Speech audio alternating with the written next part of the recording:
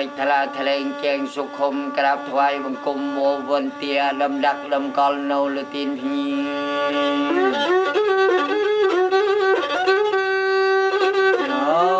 ទីបំផុតនៅមុតអីរមចម្រងស្មោះត្រង់ទៅគុណព្រះពុទ្ធបងកពោបំផុតនៅកំពូលភ្នំ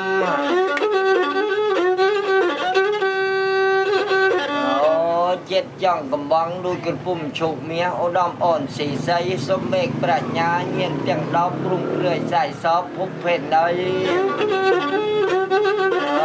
សម័យភ្លឺឆ្ងាយទៅលើដូចដួងចិនដោយវងព្រះអាទិត្យលោកមកក្លង